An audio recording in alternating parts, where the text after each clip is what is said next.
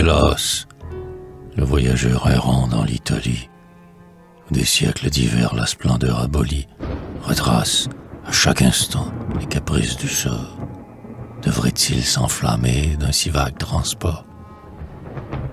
Quand je pourrais moi seul délivrer cette Grèce, retarderais-je aussi sa seconde vieillesse, qui doit un peu plus tard augmenter les débris dont ses bras dégagés sont encore meurtris? L'homme, en effet, vaut-il la peine qu'on se donne pour lui rendre ses droits qu'elle lui-même abandonne?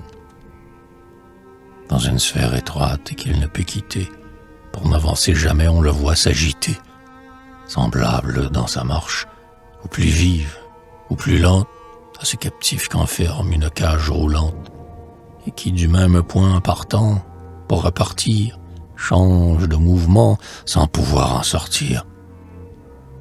Un peuple est-il conquis, dégradé sous la chaîne? Il souffre et sur ses mots, en silence se traîne. Ces mots sont-ils poussés jusqu'à l'extrémité? Il se retourne alors, crie à la liberté. Il combat, il triomphe, il cesse d'être esclave. Il devient grand, illustre, aussi sage que brave. Qu'arrive-t-il?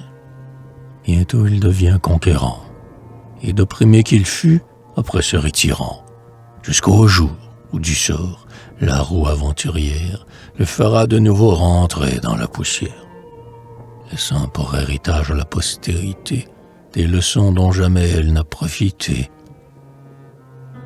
Le philosophe seul y lit, s'il daigne lire, que l'homme, tel qu'il soit, ne vaut pas qu'on l'admire, qu'indigne également de haine ou d'amitié, on lui doit tout au plus un regard de pitié. Que m'est-il donc besoin, moi qu'instruisais l'histoire, d'inscrire un nom banal au livre de la gloire et de sacrifier mon repos et mes jours pour une liberté que nous perdons toujours?